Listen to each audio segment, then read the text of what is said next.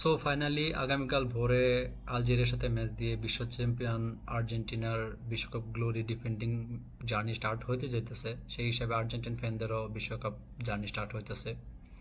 তো যেহেতু আর্জেন্টিনা এবং মেসি এখন বিশ্ব চ্যাম্পিয়ন, সেই হিসাবে এবারে বিশ্বকাপটা আর্জেন্টিন ফ্যানদের জন্য খুব প্রেশারলেস একটা বিশ্বকাপ বলা যায়, রিল্যাক্সিং একটা বিশ্বকাপ। তো এই বিশ্বকাপ নিয়ে ফ্যানদের তেমন খুব উচ্চাকাঙ্ক্ষা নাই, হাই হোপস নাই, হাই এক্সপেকটেশনস নাই। কিন্তু সাপোর্টিং টিম যেহেতু বিশ্বকাপ খেলতে যাইতেছে, সেই হিসাবে অবশ্যই কিছু না কিছু আশা ভরসা ইচ্ছা তো থাকবেই, স্বাভাবিক। এখন এক্সপেকটেশনস না থাকা একদিকে, কোনো ধরনের হাই হোপস না থাকা একদিকে, কিন্তু অপোনেন্টকে একদম উড়াই দেওয়া, অপোনেন্টকে অপোনেন্ট হিসেবে না দেখা, সেটা অন্যদিকে। এটা যদি হয়তো কোনো সিজনাল ফ্যানদের থেকে আসতো তাহলে ব্যাপারটা খুব নর্মাল ছিল, এখানে কথা বলার মতো কিছু ছিল না। কিন্তু আমি এটাও খেয়াল করছি যে যারা মোটামুটি রেগুলার ফুটবল ফলো করে এবং খুব সেন্সিবল ফুটবল ফ্যান, তারাও মনে করতেছে যে আর্জেন্টিনা খুব হেসে গেলে ম্যাচটা জিতে যাবে, আলজেরিয়া আসলে কোনো টিমই না। তারা আলজেরিয়ারে খুব টাফ অপোনেন্ট হিসাবে বা কোনো অপোনেন্ট হিসাবে কাউন্ট করতেছে না। তো এ ব্যাপারে আর্জেন্টাইন ফ্যানদের আসলে কিছু রিয়েলিটি চেক দেওয়া উচিত বলে আমার মনে হয়। মূলত এরকম ব্যাপারটাই ছিল গতবার বিশ্বকাপে সৌদি ম্যাচের আগে।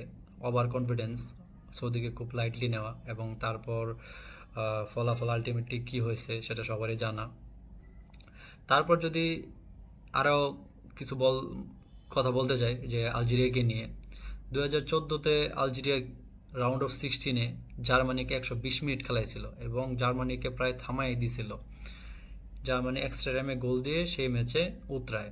এখন ওই ম্যাচে যদি সামহাও আলজেরিয়া জার্মানিকে থামাই দিত, তাহলে হয়তো মেসি ফ্যানদের এত দীর্ঘ সময় অপেক্ষা করতে হতো না মেসির হাতে একটা বিশ্বকাপ দেখার জন্য। সেবারই হয়তো মেসি বিশ্বকাপ জিতে যেত, গোটা ফুটবল ফ্যান মেসির হাতে বিশ্বকাপ দেখতে পারত, আর্জেন্টিনা বিশ্ব চ্যাম্পিয়ন হইতো। তো সে আলাপ বাদ দিয়ে যদি আলজেরিয়ার রিসেন্ট স্কোয়াড এবং রিসেন্ট পারফরমেন্স নিয়ে কথা বলতে চাই, তাহলে আরও বড় ধরনের রিয়েলিটি চেক করে। আলজেরিয়ার অবভিয়াসলি মেইন ফিগার হবে রিয়াদ মাহরেজ। যদিও রিয়াদ মাহরেজ এখন আল আহলির হয়ে খেলে, কিন্তু এটা মনে রাখতে হবে যে রিয়াদ মাহরেজ ম্যানচেস্টার সিটির একটা স্টার প্লেয়ার ছিল একটা সময়, আর লেস্টার সিটি যে ওই ড্রিম প্রজেক্ট ছিল, ওই ড্রিম প্রজেক্টের পার্ট ছিল। তারপর কথা আসবে হচ্ছে ডিফেন্সের রেমি বেনসেবাইনি, যে বরুসিয়া ডর্টমুন্ডের হয়ে খেলে এখন, অ্যান্ড কতটা রিলায়েবল একটা ডিফেন্ডার সেটা যারা ইউরোপিয়ান ফুটবল ফলো করে তাদের জানার কথা। তারপর হচ্ছে লেফট ব্যাক বা লেফট উইং ব্যাক রায়ান আইট-নুরির কথা না বললেই নয়, ম্যানচেস্টার সিটির প্লেয়ার। এইখানে একটা কথা অবশ্যই বলতে হবে যে পেপ গার্দিওলা যে প্লেয়ারের মধ্যে পটেনশিয়ালিটি দেখে, সেই প্লেয়ারকে আসলে কোনোভাবে সমীচীন করে দেখার অপশন নাই। তারপর আরও যদি নানান কিছু প্লেয়ারের কথা বলা যায়, যেমন নাবিল বেনতালিব লিলির হয়ে খেলে মিডফিল্ডে। তারপর হচ্ছে এই বৌদাউই একজন প্লেয়ার, ওসিজি নিসের প্লেয়ার। মানে আলজেরিয়ার ম্যাক্সিমাম প্লেয়ার ইউরোপের টপ 5 লিগের ভালো ভালো টিমে প্রমিসিং পারফর্মার হিসাবে খেলে। তো এই জায়গায় তাদেরকে সমীচীন করে দেখার মতো কোনো উপায়ই নাই।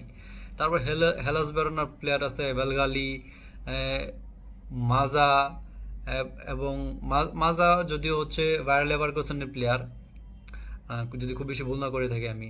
তারপর আলজেরিয়ার রিসেন্ট ম্যাচ ছিল বলিভিয়ার সাথে। বলিভিয়া কতটা টাফ একটা অপোনেন্ট ডিফেন্সিভলি, সেটা যারা লাতিন ফুটবল ফলো করে তাদের জানার কথা। সেখানে হচ্ছে বলিভিয়াকে 4-0 গোলে হারায় আলজেরিয়া, খুব রিসেন্ট ম্যাচ আলজেরিয়ার। সেই ম্যাচে হচ্ছে আমিনি গুরি 2 গোল করে। সেই আমিনি গুরি হচ্ছে অলিম্পিক মার্সের প্লেয়ার। আর এখানে স্পেশালি মেনশন না করলেই নয় যে আগামীকালকের ম্যাচে হয়তো আর্জেন্টিনার বিপক্ষে one of the greatest midfielder এবার জিনেদিন জিদানের ছেলে লুকা জিদানের ডেবিউট হইতে পারে, বিশ্বকাপ ডেবিউটের গোলকিপিং পজিশনে হয়তো লুকা জিদানকে দেখা যেতে পারে। সো এত এত প্রমিসিং ট্যালেন্ট, এত এত প্রমিসিং প্লেয়ার, ভালো ভালো প্লেয়ার, যারা ইউরোপের টপ টপ টিমে খেলে, তাদেরকে আসলে কোনো অপোনেন্ট না মনে করা, তাদেরকে কোনোভাবেই পাত্তা না দেওয়াটা আসলে আমার মনে হয় অ্যাজ এ সেন্সিবল ফ্যান হিসেবে বোকামি হবে। এটা যদি সিজনাল ফ্যানরা করতো তাহলে এই জায়গায় আসলে কথা বলার মতো কিছু থাকতো না। কিন্তু এই যে এই রেগুলার ফুটবল ফ্যানরা, সেন্সিবল ফুটবল ফ্যানরা আলজেরিয়াকে কোনো পাত্তাই দিচ্ছে না, একদম উড়াই দিবে, এই ব্যাপারটা আসলে মোটেও আমার কাছে শোভনীয় কিছু লাগতেছে না। তার উপর আরও কথা বলতে গেলে যে বলা লাগে যে এই বিশ্বকাপে যে পরিমাণ আনএক্সপেক্টেড ব্যাপার শুরু হয়েছে, যেমন স্পেনের ব্যাপারটা, স্পেনকে থামাই দিছে কেপ ভার্দে, তারপর নেদারল্যান্ডস জাপানের ম্যাচ ড্র হইলো, উরুগুয়েকে সৌদি আরব ড্র করাই দিল। মানে এরকম যে আনএক্সপেক্টেড ব্যাপার শুরু হয়েছে, সেটা যে আর্জেন্টিনার সাথে হবে না, আলজেরিয়া যে আর্জেন্টিনার সাথে ড্র করে ফেলবে না বা হারাইও দিবে না, তার তো কোনো নিশ্চয়তা নাই। সো আলজেরিয়াকে এত লাইটলি নেওয়ার, কোনো অপোনেন্টই না মনে করার মতো যে ব্যাপার, একটা একটা ব্যাপার যে দেখতেছি, সেটা আসলে কোনো দিক দিয়ে যে সেন্সিবল ফ্যান হিসেবে ব্যাপারটা শোভনীয় মনে হচ্ছে না, আমার কোনোভাবে ভালো লাগতেছে না। হোপফুলি আর্জেন্টিনা ম্যাচ বের করে নিবে, ম্যাচ জিতবে, কিন্তু এই যে অ্যাটিটিউডটা এজ এ বিশ্ব চ্যাম্পিয়ন আর্জেন্টিনান ফ্যানরা শো করতেছে, এটা আসলে মোটেও শোভনীয় দেখাচ্ছে না আমার কাছে।